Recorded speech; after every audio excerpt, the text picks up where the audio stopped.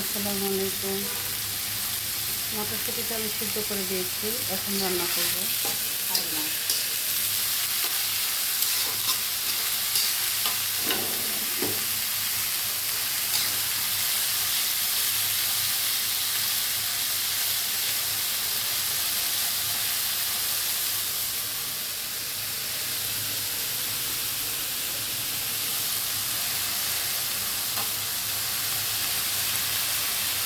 এখানে আদা রসুন বাটা, হলুদ, একটু ধইনা জিরা সব এখানে সিদ্ধ করে দিয়ে দেবো।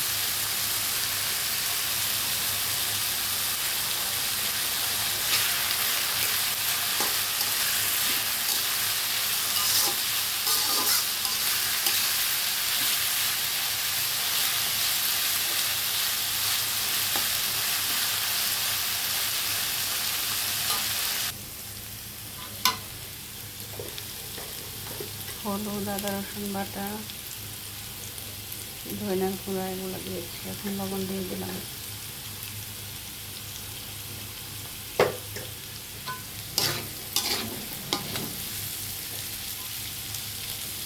এখানে কোনো পানি দিব না, শুধু ভাজা ভাজা হবে, আস্তে আস্তে ওদের থেকেই পানি বের হবে।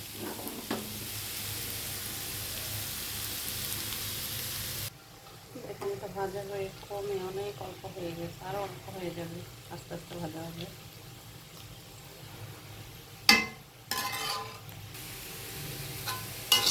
এটা ভাজা হতে দিয়ে আমি তেলের বাটিগুলো ক্লিন করে ফেললাম। এটা আসবে কিন্তু এটার একটু বেশি প্রেশার হয়ে যাবে, রান্নাবান্না প্রতিদিন অনেক থাকে। এখন মাছটা দিয়ে দেবো, এটা হয়ে গেছে কিন্তু অনেক কমে গেছে। এখন মাছ দিয়ে দেবো এখানে।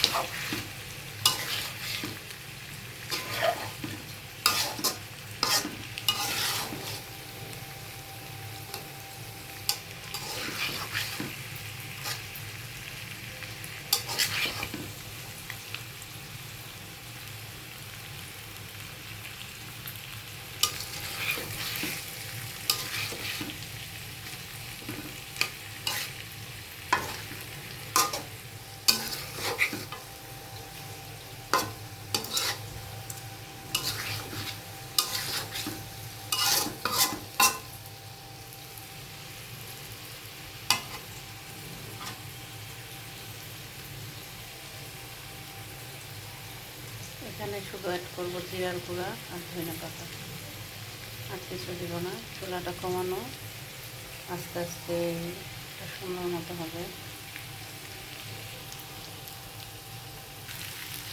জিরার গুঁড়াটা দিয়েছি, মেরে মিক্স করে দিলাম।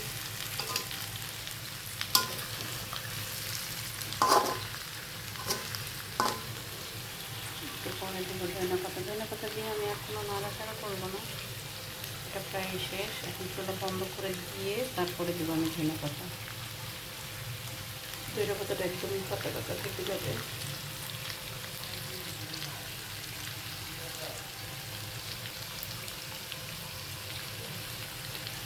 এভাবে আইন মাছ ভুনা করে খেয়ে দেখবেন, একবার হলেও বলবেন। আমি তরকারিতে আমি মরিচের গুঁড়া ইউজ করি নাই, কিন্তু আমি যখন মাছ ভেজেছি তখন আমি লাল মরিচের গুঁড়া দিয়েছি, হলুদ দিয়েছি, লবণ দিয়েছি, তারপরে মাছটা ভেজেছি। চুলা বাড়ায়া অল্প সময় ভেজেছি, অনেক কড়া করি নাই। শেষ আমি পুরো টক করে দিচ্ছি। আলহামদুলিল্লাহ।